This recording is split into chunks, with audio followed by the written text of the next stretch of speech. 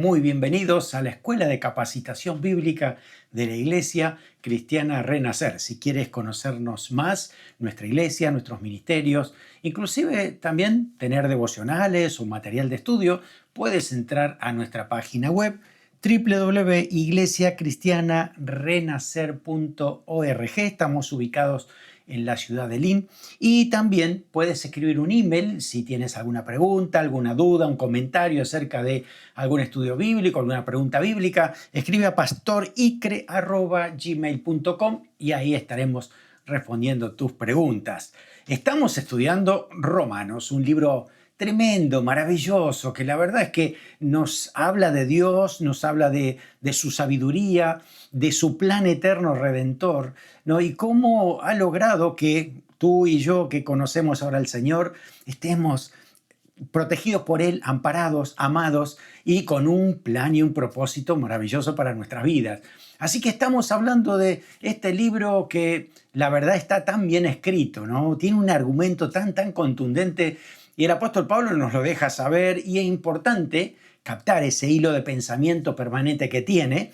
Decimos que hay una piedra angular del libro de Romanos y se llama hipótesis, donde el apóstol Pablo, en el capítulo 1, versículo 17, dice: «Mas el justo por la fe vivirá».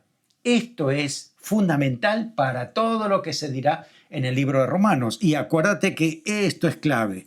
Mas el justo por la fe. El justo que alcanza justicia de Dios por la fe. Es el único que puede vivir delante de Dios. Justo por la fe es la clave. El apóstol Pablo empieza a desarrollar sus ideas y el capítulo 1 va a hablar acerca de la necesidad. ¿Por qué el mundo necesita la salvación? ¿Por qué necesita ser justificado delante de Dios? Porque es pecador. Así que aquí demuestra en el capítulo 1 que los gentiles están bajo condenación. Todas las personas que no son judías se llaman gentiles, y está demostrando que sin la ley de Dios también son culpables delante del Señor. El capítulo 2 va a hablar de los judíos. Los judíos, teniendo la ley de Dios, también están bajo condenación porque no la cumplieron. Están en la misma condición que los gentiles, haciendo las mismas cosas, quizás diferente nombre de pecados, pero están cometiendo pecados delante de Dios. Así que la conclusión, los primeros versículos del capítulo 3, es que todos somos pecadores. No hay nadie que esté afuera, exento de esto. Solamente Hebreos va a decir, solo Jesucristo es el único que no ha pecado. Y vino para llevarse el pecado justamente, pero de los seres humanos, todos somos pecadores de nacimiento, y solo Jesús nos puede sacar de esa condición. Por eso después, entonces, en el capítulo 3, la segunda parte ya va a hablar acerca de lo que es la justificación por la fe, ¿sí? Y en el 4 se va a hablar acerca de un ejemplo de un justificado en el Antiguo Testamento. ¿Cómo es que justamente esto fue posible? Y esto es la idea de Pablo. Después que le presenté la necesidad, ahora viene la solución. Vamos a poner un ejemplo para que entiendan de lo que se trata la solución a través de la fe en lo que Dios hizo, en lo que hizo Jesús en la cruz. Luego hemos visto en el capítulo 5 los resultados de la justificación. Ahora que soy justificado, ¿cómo lo evidencio? ¿Cómo me doy cuenta que soy realmente justificado delante de Dios? Y hay un contraste entre Adán y Cristo al final del capítulo 5 muy interesante, porque justamente por Adán es que todos somos pecadores, pero por Cristo ahora todos somos justos. Lo que hace la fe, ¿qué diferencia marca, no? Íbamos en camino de perdición, ahora estamos en camino de salvación por la fe en lo que Jesús hizo por nosotros. ¿Qué viene ahora? ¿Qué sigue a este argumento del apóstol Pablo? Bueno, le continúa el estado. ¿Qué significa ahora ser justificado? Y hay una lucha contra lo que significa la vieja vida nuestra y la nueva vida que tenemos ahora en Cristo por la fe. ¿Qué diferencia hay entre una cosa y la otra? Bueno, ¿cuál es la identificación total con Cristo? ¿Qué significa vivir bajo la dependencia de Dios permanentemente? Así que lo vamos a ver hoy en el capítulo 6. Esto es lo que continúa de este hilo de pensamiento del apóstol Pablo. Entonces, lo primero que vamos a hablar es el estado de un justificado, ¿no? ¿Qué significa ahora que soy justificado? ¿Debo morir al pecado? ¿Qué es eso? ¿Cómo se muere al pecado?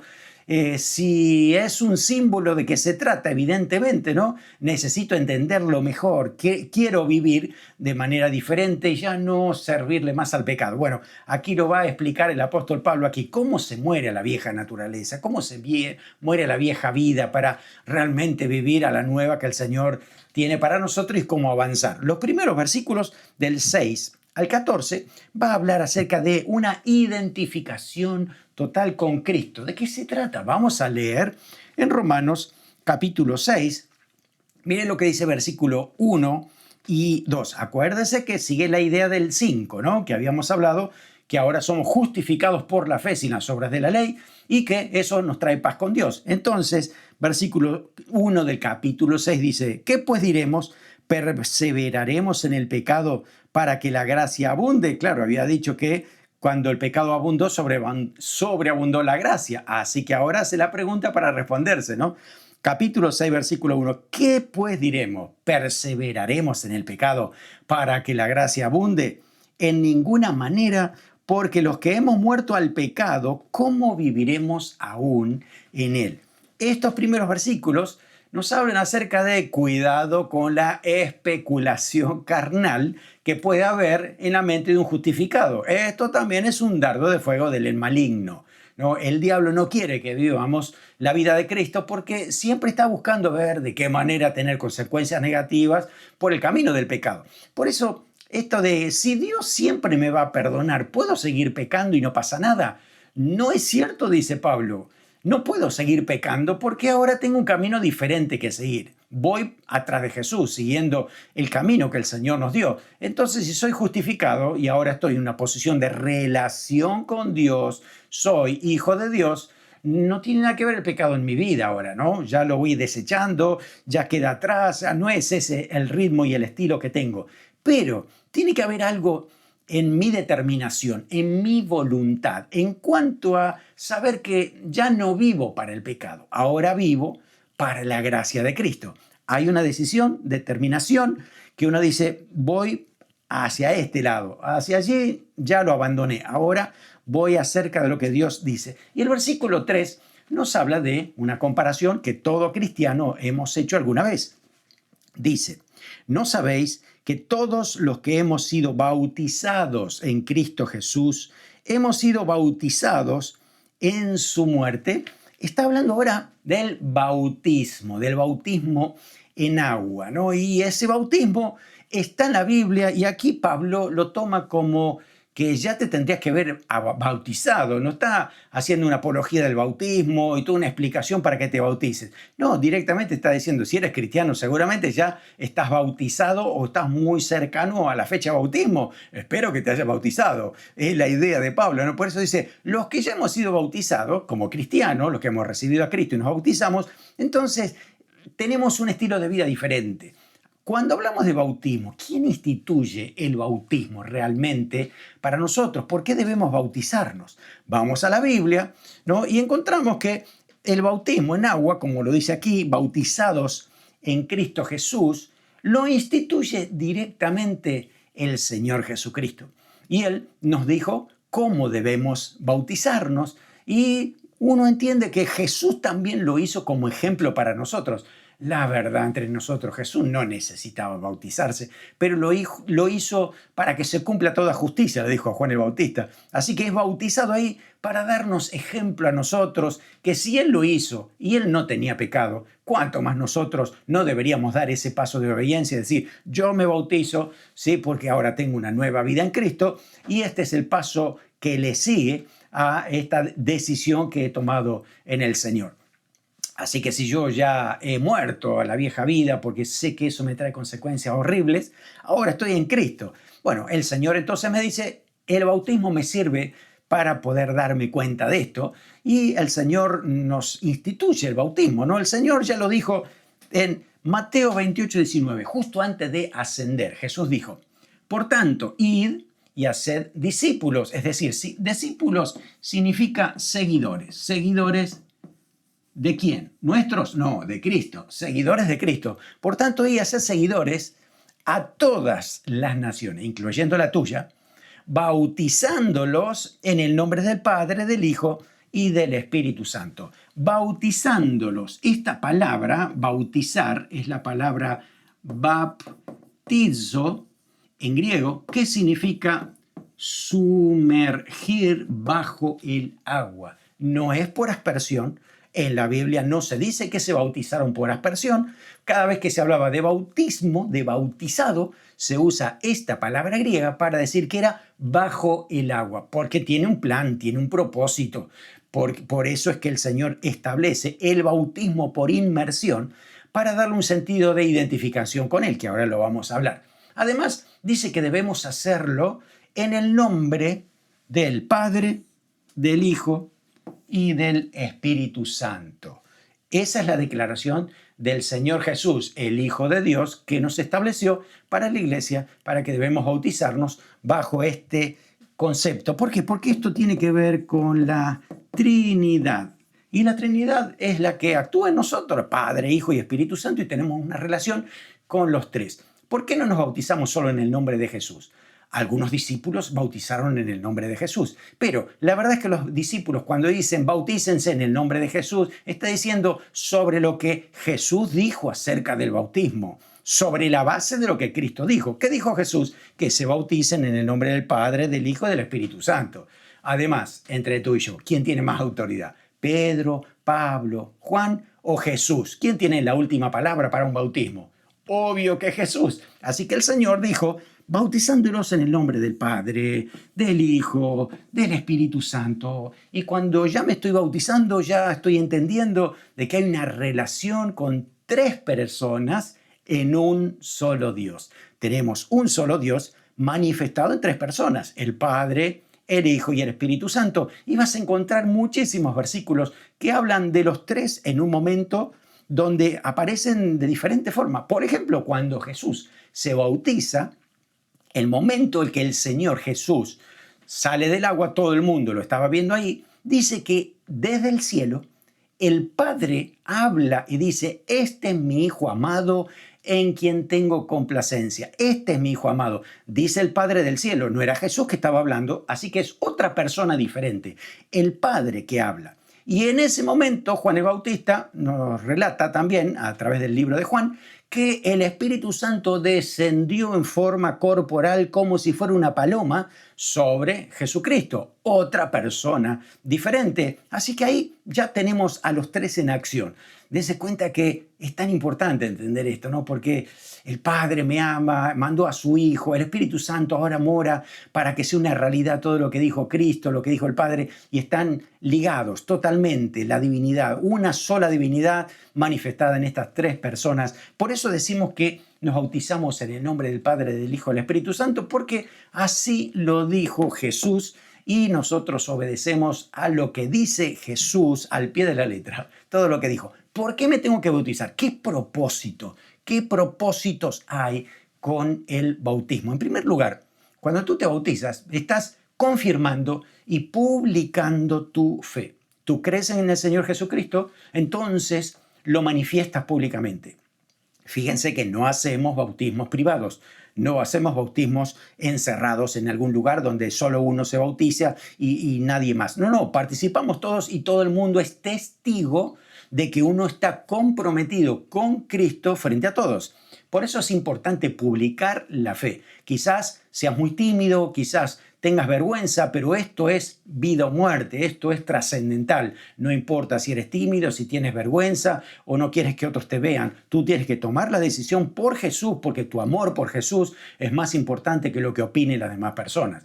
Por eso toma la decisión de bautizarte públicamente porque confirmas y publicas la fe que tienes en el Señor Jesucristo como tu único Salvador personal. Además, cuando te bautizas, también te identificas con Cristo. Te identificas en su muerte, sepultura, resurrección, ¿no? Así de esa manera es que entonces tú participas de la misma vida de Cristo y te identificas con Él y dejas que sea Jesús el que viva tu vida permanentemente. Entonces es importante recordar esto. En tercer lugar, también dar un paso de obediencia. Muchas veces hay cosas que no nos gustan, no entendemos al 100%, pero ¿qué pasó? Dios lo dijo. ¿Y qué hay que hacer? Obedecer. Entonces, por más que hayas hecho miles de talleres y cursos de bautismo y todavía no quieres hacerlo, tienes un gran problema de obediencia.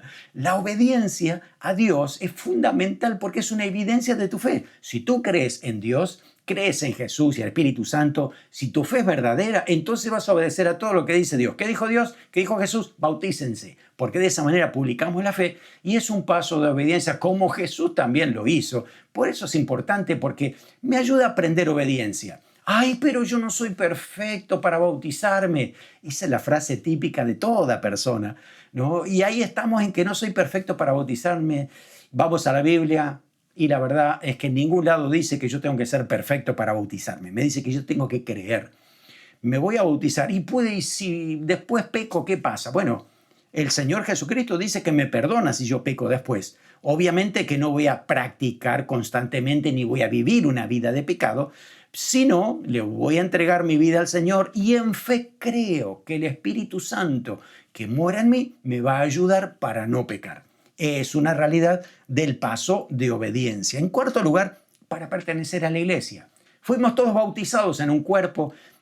Y la idea del bautismo es que me integra al cuerpo de Cristo, a la familia espiritual. Pertenecemos todos, ¿no?, a la misma, estamos en la misma dirección, la misma página, y eso es algo que nos ayuda a vivir como lo dice la palabra de Dios, siendo parte funcional del cuerpo de Cristo. Y por último, también es una lección objetiva. Te vas a acordar siempre de ese paso. No hay nadie que se haya olvidado su día de bautismo. Fue un día donde tomaste una decisión, fue determinante, fue pública y te recuerda que allí murió tu vieja vida y te levantaste para vivir una nueva vida en Cristo.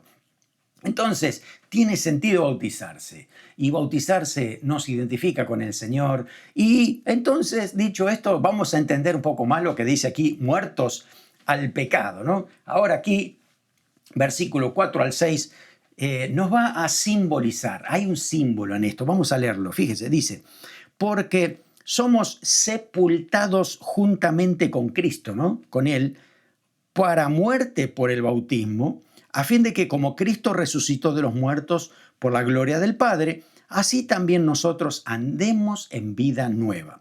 Porque si fuimos plantados juntamente con Él en la semejanza de su muerte, así también lo seremos en la de su resurrección. ¿Cuál es el símbolo aquí? Cuando Jesús en la cruz muere, ¿no? Muere, ¿no es cierto? Entonces, eso también es un símbolo para nosotros, ¿no? Para recordar que yo estaba con Cristo allí crucificado. Y el apóstol Pablo en otras cartas como en Efesios y Gálatas dice que estoy crucificado con Cristo, ya no vivo yo, las cosas viejas pasaron, también lo dice en Corintios, y esa identidad que tengo con Él desde la muerte en la cruz, ¿no? Por eso Jesús también dijo, el que no lleva su cruz cada día no puede seguirme. Entonces, la cruz es, ok, muero a mi vieja vida, así como Jesús murió, yo también muero en Él. Así que la muerte es fundamental, muero a la vieja vida. ¿Qué pasa también? Jesús fue sepultado y después de la sepultura, el Señor resucitó. Esta misma idea es para los cristianos, ¿no? Yo también entonces muero al pecado, sepulto ahí, ¿no?, en el agua del bautismo. Esto sería como el bautisterio, ¿no es cierto? Toda esta parte, ¿no? Donde dejamos ahí la vieja vida sepultada y cuando nos levantamos, ¿no?, y el pastor que nos bautiza nos levanta, ahí da esta idea, ¿no?, de resurrección con Cristo, a una vida transformada, a una vida renovada, una vida guiada por el Espíritu Santo en todo momento. Evidentemente será un proceso para nosotros, pero el símbolo es el mismo para nosotros. Hay una nueva vida en Cristo. Por eso es que las cosas viejas pasaron. Las cosas viejas están aquí. Las cosas viejas, dice, pasaron. Todas son hechas nuevas. Aquí están las cosas nuevas. En Cristo el Señor las ha hecho para nosotros. Así que esta muerte, sepultura, resurrección nos identifica con el Señor. Todo está bajo la cruz, todos vamos a recibir los beneficios de la cruz de Cristo, ¿no? Por eso, porque dice con Él, ¿no? Estamos en su semejanza, plantados con Él, sepultados con Él, resucitados con Él, todo el tiempo con el Señor, ¿no? Y aquí introduce esta expresión del viejo hombre crucificado.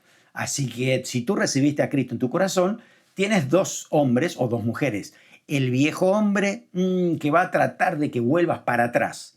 Y el nuevo hombre que ha resucitado con Cristo y va hacia adelante. Así que acá está el viejo hombre, ¿no? Este es el viejo hombre. Este viejo trata de darle vida a este que está muerto, pero tiene que quedarse ahí. El que tiene que vivir aquí es este, ¿no? El que es criado según Cristo Jesús, una nueva naturaleza para honrar a Cristo, glorificarlo, ¿no? Y poder darle al Señor la conducta que merece, ¿no? En nuestras vidas.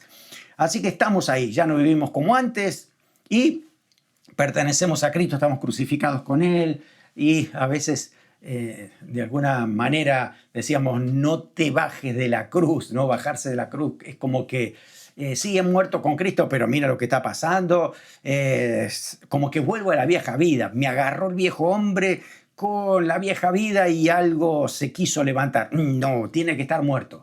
Vamos ahí, considerarse muerto al pecado, como dice el apóstol Pablo. Versículos 7 y 8 dice, sabiendo esto que nuestro viejo hombre fue crucificado juntamente con él para que el cuerpo del pecado sea destruido, a fin de que no sirvamos más al pecado, ¿no? Ahora no servimos al pecado, servimos a Cristo, porque el que ha muerto ha sido justificado del pecado. Y si morimos con Cristo, creemos que también viviremos con él. Muerte en Cristo, ¿no? Si morimos en Cristo, vamos a vivir en Cristo. Así que estamos en el Señor. Hemos sido justificados muriendo al pecado para una nueva vida en el Señor. Así que hemos cambiado de posición. Ya no estamos más en muerte. Ahora estamos en vida. Vida eterna es lo que vino a hacer Cristo en nosotros. Entonces ya no vivimos en tinieblas. Ahora vivimos en la luz de Cristo. Hemos resucitado para vivir en esa luz. Vamos a vivir con Él. Versículos 11 y 12. Antes de eso te voy a hacer una pregunta. ¿Cuántas veces crees que debemos morir al pecado? ¿Será que todos los días tenemos que andar viviendo todo el tiempo muriendo al pecado? Vamos a leer qué dice la palabra. Vamos a leer del versículo 9 al 11. Dice, sabiendo que Cristo, habiendo resucitado de los muertos, ya no muere. La muerte no se enseñorea más de él. Porque en cuanto murió, al pecado murió una vez por todas, mas en cuanto vive, para Dios vive. Fíjese qué importante es esto. Es morir de una vez por todas. No es morir de a poco. No es paso a paso voy a ir muriendo a la vieja vida. Es tomar la decisión de, evidentemente, dejarla, abandonar la vieja vida para vivir la nueva. Una decisión drástica, radical, contundente, ¿no? Por eso es que nos compara con Cristo.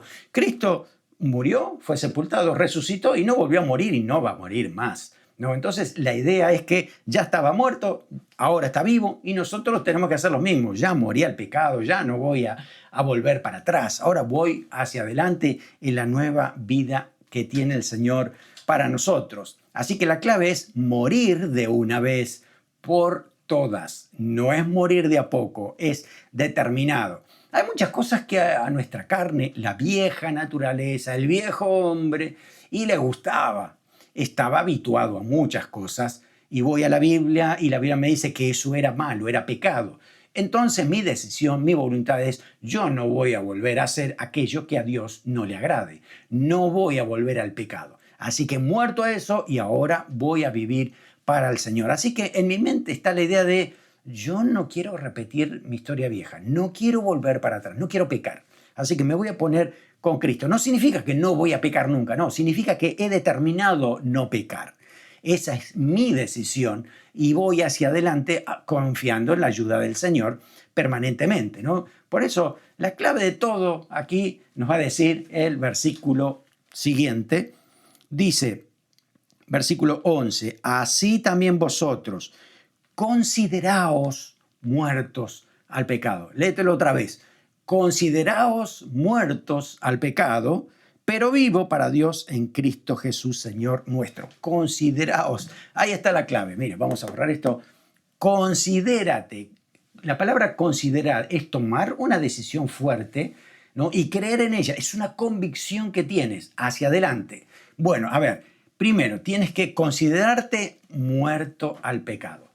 La vieja vida que te llevaba, ¿no?, a hacer cosas que a Dios no le agrada, tienes que morir a eso definitivamente. No es lo mismo morir que agonizar. A algunos les cuesta horror en la vida cristiana. ¿Por qué? Y porque no murieron, están agonizando todo el tiempo. Y claro, agonizar es terrible, ¿no? Es que me estoy muriendo y no muero nunca. Y a veces pueden tener 40 años de agonía espiritual y no mueren nunca al pecado. ¿Qué problema ese, realmente, porque es un dolor intenso y no hay cambio de vida porque está en agonía. Mira, ¿estamos muertos o estamos en una eterna agonía? Es un punto de inflexión. Tomamos la decisión para decir, no, yo muero al pecado y se acabó la agonía, porque si muero, entonces voy a sentir de manera diferente. Mira esta expresión. Una autopsia no necesita anestesia, ¿verdad o no? Si tú mueres al pecado, no necesitas que después venga alguien a tocarte, ¿no?, el punto débil y todo lo que pasa después, porque tú estás muerto al pecado, ¿no? Pueden venir tentaciones, propuestas indecentes, pero tú estás muerto al pecado, así que no te afecta, no te duele, ¿no? Abandonar la vieja vida no duele, no hace falta anestesia. ¿Por qué? Porque estoy muerto, y si estoy muerto ya no me interesa, ya no voy por ese camino, voy hacia adelante, voy a lo que el Señor tiene planificado para mí. Así que es importante entender qué significa morir al pecado. Mi decisión, determinado, no sigo para atrás. Todo aquello que era pecado lo abandoné y ahora voy a seguir a Cristo. Así que eso es morir definitivamente al pecado. Y además tienes que considerarte vivo para Cristo, ¿no? Vivir, morir al pecado, pero vivir para Cristo. Y la verdad que si tú quieres ser un cristiano de victoria permanente, tu enfoque no debe estar aquí, en el morir al pecado. ¿Cómo hago para morir? Todo el día tengo que morir. ¿Cuánto esfuerzo, cuánto sacrificio permanente, no, para poder morir al pecado? Y si tu enfoque es ese, te vas a morir muriendo.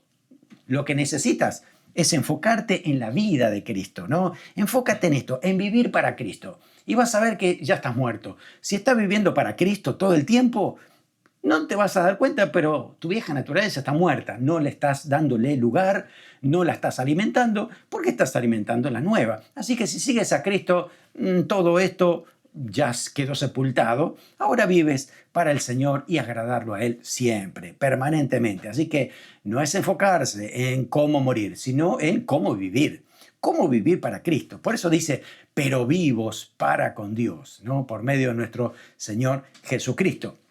Versículos 12 al 14 nos dice cómo debe ser la vida de uno que está bautizado, que muere al pecado, que vive para Cristo, ¿no? Dice, no reine, pues, el pecado en vuestro cuerpo mortal. Por eso a veces uno dice, pero ya estoy bautizado, ¿qué pasa si peco? Bueno, quizá puedas pecar alguna vez, pero Primera de Juan, ¿no?, capítulo 2, versículo 1 y 2, te dice que tienes a Cristo como abogado si hubieras pecado. Y acá dice la clave, no es el cometer un pecado, sino que no reine. Léelo otra vez, 12. No reine pues el pecado en vuestro cuerpo mortal. El hecho de reinar significa que te toma control, que decide tu voluntad, que tiene ocupada tu voluntad en hacer las cosas indebidas. Por eso dice, no reine. ¿Sí? No le permitas al pecado que tome decisiones, que te controle, ¿no? Dale lugar al Espíritu Santo para que eso muera en ti, ¿no? Para no obedezcáis sus concupiscencias, ni tampoco presentéis vuestros miembros al pecado como instrumentos de iniquidad, sino presentad vosotros mismos a Dios como vivo de entre los muertos y vuestros miembros a Dios como instrumentos de justicia. Ok, antes mi instrumento de justicia o injusticia, ¿no?, en mi cuerpo.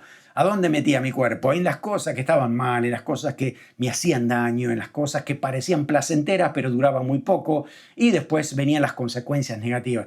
No debo poner mi cuerpo por ahí. vamos a llevarlo a la vida nueva, a la vida eterna del Señor, ¿no? Y glorifiquemos a Dios con nuestro cuerpo, tomemos buenas decisiones, hagamos las cosas que realmente le agradan al Señor y vas a ver que la vida será distinta. Por eso es no darle lugar, que no nos controle el pecado, que no reine y no presentarnos directamente al pecado, rechazar todas esas propuestas, pedírselas al Señor. El Señor nos va a ayudar para huir de ahí, ¿no? En cambio, ser instrumentos de la justicia de Dios. Si somos justificados, pues vamos a evidenciar esto, ¿no? También nos dice, versículo 14, porque el pecado no se enseñoreará de vosotros, pues no estáis bajo la ley, sino bajo la gracia. Es decir, bajo la gracia es el Espíritu Santo morando en ti, ayudándote a tomar decisiones firmes, fuertes en Cristo. La ley, lo prohibido te seducía más. ¿Vieron como los niños? No meta los dedos en el enchufe y van para ahí. Es así la cuestión de la ley, ¿no? Parece muy bonito porque está prohibido. Lo prohibido atrae. Bueno, ahora fíjate que el Señor tiene otro ritmo de vida. No va con cuestiones de prohibiciones, sino te va diciendo cuál es el ritmo de vida, de relación que hay con Cristo. Y uno ha muerto a la vieja vida y ahora para vivir las cosas que agradan a Dios, ¿no? En el gozo del Señor y demás, que produce edificación, que vamos yendo adelante. Así que somos libres por la gracia del Señor para honrar al Señor. Muy bien. Bueno, en la segunda parte, capítulo 6, del versículo 15 al 23, está la vida cristiana como un servicio a Dios. En el original, la palabra servir es la palabra que tiene que ver con esclavos. Y Pablo usa mucho la palabra doulos o dulos, que significa esclavo. Y esclavo tiene que ver a quién vas a servir todo el tiempo. Un esclavo no se servía a sí mismo, ni tampoco tenía varios dueños, tenía un solo dueño y tenía que las 24 horas hacer exactamente lo que quería ese dueño. Esa es la idea del símbolo que tiene el esclavo aquí. Por eso, cuando lo vamos a leer, piensa en eso, ¿no? Versículo 15 dice, ¿qué pues? ¿Pecaremos porque no estamos bajo la ley, sino bajo la gracia? Y en ninguna manera, ya hemos dicho, no vamos a pecar. Ahora estamos en la gracia de Dios y por más que el Señor nos perdone nuestros pecados, ya no vamos a permitir que se nos enseñoree, que reine el pecado en nosotros. Eso es lo que dice el versículo 15. 16 dice, ¿no sabéis que si os sometéis a alguien como esclavos para obedecerle, sois esclavos de aquel a quien obedecéis, sea del pecado para muerte o sea de obediencia para la justicia, ¿no? Así que aquí está hablando acerca del ejemplo del esclavo, ¿no? ¿Por qué habla del ejemplo del esclavo? Porque la verdad es que el corazón rendido hacia alguien, uno termina siendo esclavo, pero hay muchas cosas que aquí la va a hablar de manera positiva. A ver, ¿puedo ser esclavo a mis propios deseos? Todo el mundo, inclusive estamos hablando de aquellos que no tienen a Cristo en su corazón, todos son esclavos de sus propios deseos. Cuando alguien dice, yo hago lo que quiero, claro, exactamente, estás esclavizado a lo que tú quieres. Y no hay manera de tomar control real, equilibrio, madurez. Por eso cuando uno es esclavo de sus propios deseos, lo es al 100%, porque obedece todo lo que quiere su propia alma, su propio cuerpo, y no obedece otra cosa. Ahora, también está ser esclavo del diablo, ¿no? Ya el mismo diablo dirige toda su vida permanentemente, pero también está el ser esclavo de Cristo. Es una decisión que uno va a tomar. Por eso, esto de esclavo significa mi voluntad. Mi voluntad, ¿a quién? ¿A quién se la voy a entregar? ¿A mis propios deseos? ¿Al diablo mismo, peor todavía? ¿O a Cristo? Pues ahí está. Tiene que ver con esto. A Cristo. Le rindo mi corazón al Señor, ¿no? Y para ser un esclavo de Cristo. ¿Te suena fuerte eso? El apóstol Pablo siempre se presenta en todas sus cartas como siervo de Cristo. Y el siervo, la palabra es esclavo. Soy esclavo de Cristo. Y cuando alguien dice eso, significa que le ha entregado todo su libre albedrío a Jesús. Es una decisión radical. Es una decisión que dice, yo le pertenezco a Cristo, así que ya no más para mí, ya no mis propios deseos, ya no seguir la corriente del diablo y de este sistema. Voy a seguir a Cristo y es mi decisión ahora estar ahí enfocado con el Señor. Por eso da gracia el apóstol Pablo, versículo 17, dice, doy gracias a Dios que aunque erais esclavos del pecado, habéis obedecido de corazón aquella forma de doctrina a la cual fuiste entregados, y libertados del pecado veniste a ser siervos de la justicia. ¿Ven? Ese agradecimiento de Pablo es gracias al Señor porque los romanos, y ahora vamos a sumarle a este agradecimiento a ti y a mí en este momento, que decimos nosotros nos sumamos también a ser esclavos de Cristo. Le hemos rendido nuestra voluntad al Señor, nuestro libre albedrío a Él, para que haga lo que quiera con nosotros. Así es como nos va a ir bien, así es como hay vida eterna, así es como estamos sometidos totalmente al Señor. Gracias a Dios por eso, ¿no? Así que es esto, fuimos justificados. Versículo 19, hay como una disculpa del apóstol Pablo aquí en el 19, porque dice, hablo como humano por vuestra humana debilidad, que así como para iniquidad presentasteis vuestros miembros para servir a la inmundicia y a la iniquidad, así ahora para santificación presentad vuestros miembros para servir a la justicia. Dice, hablo como humano, vuestra humana... bueno, esa frase que está usando ahí tiene que ver con que muchos de los romanos realmente eran esclavos. Tenían esclavitud social total en ese momento, no tenían libertad. Entonces, claro, este ejemplo a lo mejor les pegaba fuerte porque era muy negativa la esclavitud, obviamente, entendemos eso, ¿no? Entonces, hablar de este ejemplo puede ser que sea muy fuerte para algunos, por eso está parece disculpa, hablo como humano por vuestra humana debilidad. No, a ver si me entienden realmente lo que quiero decir. Y por eso la idea del esclavo es una entrega absoluta al dueño. Hago lo que tú quieres, Señor, ¿no? Me entrego a ti totalmente. Así que así es como uno toma esa decisión de morir al pecado. Ya no soy más esclavo del pecado. Ahora soy esclavo de Cristo y me encanta eso, ¿no? Disfruto esa relación con el Señor guía mi vida y hace que las consecuencias sean todas positivas en Él. Y si hay algo todavía que me toque sufrir y me toque pasar alguna prueba, el Espíritu Santo me capacitará para que yo pueda sobrellevarle de una manera de gozo, de paz, de tranquilidad, de esperanza, de saber que Dios estará trabajando también en nuestras vidas. Muy bien, versículos 20 al 22 dice, porque cuando eres esclavo del pecado, eras libre acerca de la justicia. Pero ¿qué fruto tenías? Es decir, ¿qué consecuencias, qué resultados tenías cuando estabas en la muerte? ¿Te acuerdas todas las cosas negativas? Eso es lo que dice, ¿no? Dice, pero ¿qué fruto tenías de aquellas cosas de las cuales ahora os avergonzáis? Porque el fin de ellas es muerte. Mas ahora que habéis sido libertados del pecado y hechos siervos de Dios, tenéis por vuestro fruto la santificación y como fin la vida eterna. Qué contraste tremendo, ¿no? Entre la vida vieja y la vida nueva. Bueno, a ver, hagamos una lista. Ahí tenemos 2 bloques de notas para poner lo que era la vida anterior nuestra cuando vivíamos en pecado y lo que significa vivir en Cristo ahora, ¿no? A ver, hacemos esta primera letra. Bueno, acá tenemos, dice, vivir en mentiras, defraudados, engañados, falta de paz, peleas y pleitos, relaciones rotas, sin rumbo, sin propósito. Esto era lo que significaba para nosotros vivir en pecado. Qué tristes consecuencias que teníamos aquí, ¿no? Sin embargo, ahora en Cristo todo cambia, ¿no? Vivir en la verdad de Cristo, con la esperanza viva, libres y seguros en el Señor. Tenemos una paz inquebrantable, tenemos la guía del Espíritu Santo, ¿no? Hay amor verdadero, tenemos metas eternas y propósito de Dios para cumplir en nuestras vidas. A ver, ¿con qué hojita te quedas? Eso es lo que dice Pablo. ¿Qué fruto teníais aquí? Era totalmente ridículo, ¿no? Quedarte aquí sabiendo que todo esto es el resultado que vas a tener. Ahora mira en Cristo, siendo esclavo de Cristo, ¿qué te conviene más? ¿Ser esclavo del pecado o ser esclavo de Cristo? Mira los resultados. Por eso vamos a tomar la decisión correcta. Si yo digo, no, yo quiero seguir teniendo mi propio libre albedrío y hacer caso a lo que yo quiero.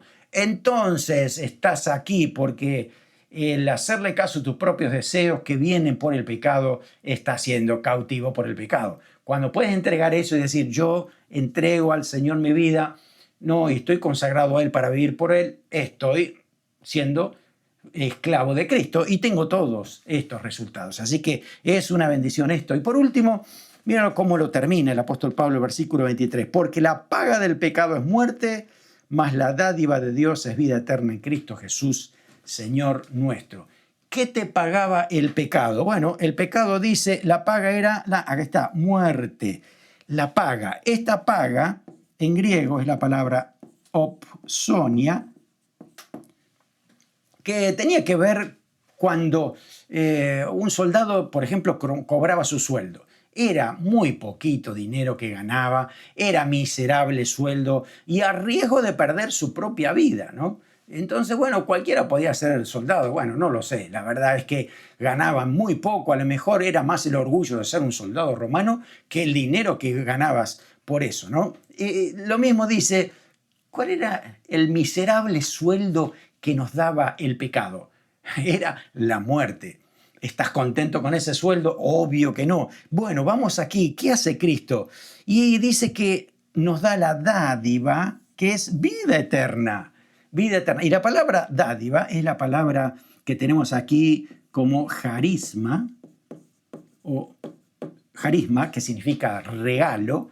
Y también se usaba en términos militares cuando el emperador, por ejemplo, era su cumpleaños y estaba súper contento por algo que habían logrado, a lo mejor una conquista. Entonces le hacía un regalo a cada uno de los soldados, pero que era muchísimo, muchísimo más que lo que podía ganar. Era algo inesperado, algo abundante, algo que, wow, era toda una fiesta para cada uno de ellos. Bueno, está diciendo, el regalo de Dios es tan grande que uno ni se imagina. Hoy por hoy, mira, tú y yo somos cristianos, hemos recibido a Cristo, tenemos vida eterna, pero ni siquiera podemos imaginar el regalo de la vida eterna, lo que significa estar con Cristo por la eternidad, con todo lo que Él ha creado, lo que ha diseñado para la eternidad, un mundo nuevo, una relación eterna con Cristo y su iglesia, con algo que no nos vamos a cansar de disfrutar y alabar a Dios por todo lo que ha hecho.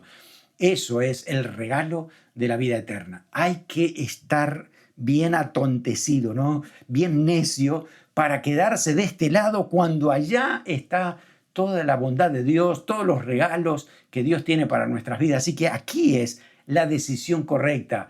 Ojalá que estemos aquí y que podamos hablarle a otros que están de este lado lo que significa el camino de la verdad de Cristo. ¿Qué trae el Señor para nuestras vidas? Así que es ridículo vivir la vida de pecado, ¿no? Eso es lo que nos enseña este capítulo. Así que terminando nuestra clase decimos que todo justificado por la fe en Cristo tiene que dar evidencia de eso en su conducta. Y ahí nos damos cuenta que las decisiones ahora son diferentes porque le hemos rendido al Señor nuestra voluntad y le pedimos al Espíritu Santo que nos ayude a tomar buenas decisiones permanentemente, ¿no? El bautismo, una lección objetiva que no nos vamos a olvidar, ¿no? Para recordar que estamos muertos al pecado allí, para vivir permanentemente en Cristo. Así que antes estamos esclavizados por el pecado, ahora somos libres y recibimos el maravilloso regalo de Dios para nosotros, que es su gracia, ¿no? La gracia en el Señor Jesucristo. A ver, vamos a hacer un repaso a ver cómo nos ha ido hoy en la clase, verdaderos y falsos. Primero, el bautismo en la iglesia primitiva fue por aspersión. Esto es muy falso porque la iglesia primitiva, la primera iglesia, y después de varios siglos también, siempre era por inmersión, ¿no? Bajo el agua, porque tiene el significado de identificación con Cristo. Falso, no es por aspersión, por inmersión. 2. Para morir al pecado hay que sacrificarse poco a poco. No es lo que enseña Romanos, esto es falso. Para morir al pecado hay que tomar la decisión drástica de una vez por todas, morir al pecado. No es morir de a poco, es definitivamente muero a todo esto para vivir por Cristo de ahora en adelante. Tercero, consideraos muertos, ¿no? Consideraos es una forma de vivir por fe en la nueva vida. Sí, correcto, esa es la palabra clave del apóstol, ¿no? Consideraos muertos al pecado, consideraos vivos para Dios en Cristo Jesús. 4. En el bautismo nos identificamos con Cristo en su muerte, sepultura y resurrección a una nueva vida. Sí, correcto, es el ejemplo, ¿no? Así como Cristo murió, fue sepultado y resucitó, pues es la misma enseñanza simbólica también en el bautismo. Muy bien. 5. Cuanto más pecamos, más bendición porque abundará la gracia. No es cierto, Pablo dice, de ninguna manera vamos a pecar porque la gracia abunda. No, ya tenemos otro estilo de vida. Esto no es para nosotros, ¿no es cierto? Falso. 6. No obedeceremos a la carne si le damos lugar al Espíritu, correcto, ¿no? Así es, exactamente. ese viejo hombre, pues ahí ha muerto, ahí lo dejamos sepultado y enterrado, y ahora vivimos en el Espíritu para no darle lugar a ese viejo hombre. 7. Antes éramos esclavos del pecado, ahora somos esclavos de Cristo. ¿Lo mismo esclavo y esclavo? Sí, exacto, es lo que habíamos dicho. Antes nuestra voluntad estaba totalmente sometida al pecado. Ahora nuestra voluntad está sometida a Cristo. Esclavos de Cristo. Y por último, 8. Hemos sido crucificados con Cristo, pero a veces podemos bajarnos de la cruz para ajusticiar a un enemigo. No, falso. Hay que mantener crucificado allí nuestro viejo hombre, que no se levante, que quede sepultado para vivir en la gracia del Señor todos los días. Amén. Quedémonos con el último versículo, Romanos 6:11. Así también vosotros consideraos muertos al pecado, pero vivos para Dios en Cristo Jesús, Señor nuestro. Amén. Oramos porque necesitamos recordar esta palabra todos los días y saber que ya estamos muertos al pecado. No es, Señor, ayúdame a morir. No, el Señor te dice, ya estás muerto, ayúdame a vivir en todo caso. Sí, tenemos que vivir para la gracia del Señor, no para la carne, ¿no? Así que oramos por eso, Señor. Te damos gracias por tu palabra, gracias por Romanos 6, gracias porque nos hablas acerca de cómo hemos tomado esa decisión de amarte a ti, de seguirte, de tener una vida nueva y diferente. Hemos muerto al pecado de una vez por todas, como tú moriste, así morimos en ti, Señor. Lo recordamos en el bautismo para una nueva vida contigo. Señor, ahora te pedimos ayuda constantemente, día a día, para que nos capacites, para que tomemos buenas decisiones que te agraden a ti, de acuerdo a tu palabra, y produzca buenos resultados, fruto de santificación. Señor, cada día parecernos más a ti. Oramos en el nombre de Jesús. Amén. Que el Señor te bendiga ricamente.